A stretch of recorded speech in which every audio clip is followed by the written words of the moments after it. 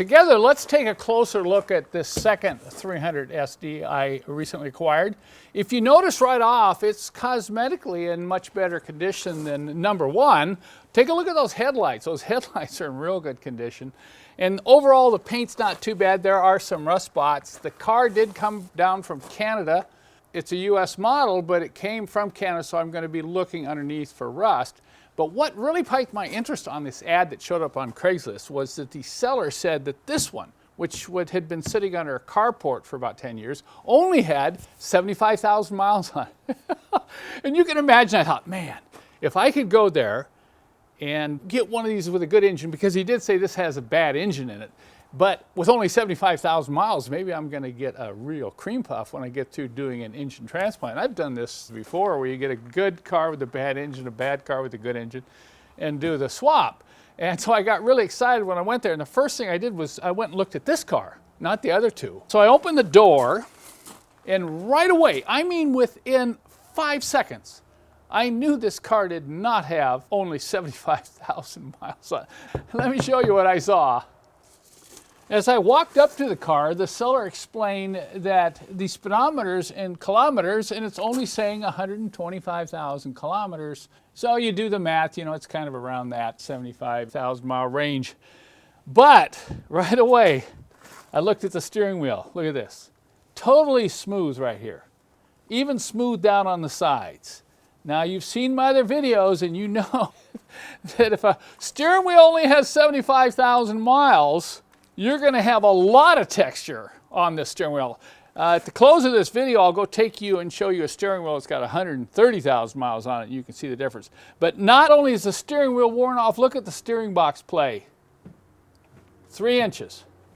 Now, no car with 75,000 miles is going to have that much steering play. So the combination of the steering play and the steering wheel condition told me right away, this thing's got well over 200,000 miles. I would imagine that speedometer was changed when the car was taken from the US up to Canada. But there are a couple other nice things inside the car which I noticed, and I'll show you those now. Take a look at the leather. You know, the leather's soft, and that driver's seat is in pretty good condition, even though it's got a little color worn off on that shoulder over there. This is a pretty good leather seat, and this one over here as well. And I'm looking at this shift wood. It's absolutely immaculate. There's no cracks or any crazy at all in the wood, and it's totally straight. It isn't warped. So finding one of these for an early W126 is almost impossible. Same with the wood here. The dash is not cracked either. So that's an indication the car's been undercover. So interior-wise, this car is quite savable. I like it when you find nice leather and a crack-free dash. The windshield's not cracked.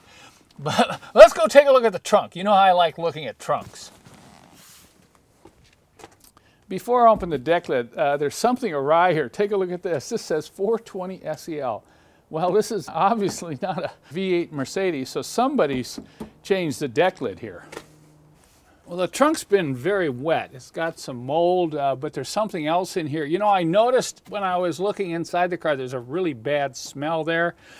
And let's look, oh my word, look at that. That's all mice and rat poisoning all through the trunk. So that gives me an indication that this car has had a mice problem, and that is a real no-no in my book. I've had a car where you had rat smell down in the HVAC tubing, and I was never able to get this kind of smell out of the car. But you can see how wet it is up here. It's really wet. So I think the back end was sticking outside the carport during its years of storage. You know, the body panels are fairly straight. I don't see a lot of dings. It looks like there has been some repaint on the car, but these wheels are not stock. These are 16-inch, so I suspect these came off an early W140 chassis. Let's take a look at the engine. It's obvious somebody's been in here messing around with this engine. You know, the seller told me he bought this car, supposed to have a bad engine. Some mechanic did some tests on it and said the engine was no good. So what is it? You know, I'm looking around here and I see all the glow plugs have been removed. That would lead me to believe somebody did a compression test on this. You know, having to take these off and all the glow plugs out, they probably did a compression test. Maybe I'll do a quick compression test just to see, but I'm not going to spend a lot of time on this engine. You know, I might do a little more probing around. You know, at this point, I'm just not sure about this car. Let's review what we've seen so far. So what's my verdict? Undecided. Let's talk about the pluses, okay? It's a really straight body. It looks like the paint could be polished up. It could be very presentable. It's never going to be a show car. But the paint's okay, the body's okay. I did look underneath, there's no major rust. There's a few surface rust, but it obviously hasn't been subjected to heavy road salt during its life. The interior is very savable. You know, it really is. I don't know about the engine or transmission. If I decide that I want to save this one, then I probably will try to get the engine running. Maybe I can determine whether or not the transmission is good. I don't know. I also found some poison up in the engine compartment, so that leads me to believe this has probably been an issue. Well, has it sat all this time? I'm not going to move ahead unless I know I can get rid of that smell. I restored a car, a 300 CD coupe one time that had that smell in it, and I was never able to get that smell out of the heater ducts. And it was really discouraging. Now, if I were going to pursue this, the very first thing I would do is clean the car up, dry the car out, and see if I can get rid of the smell before I do anything else to the car. So stay tuned as we continue on in this series. In the next video, we'll do a walk around on that black one, and you'll get my verdict on that car as well.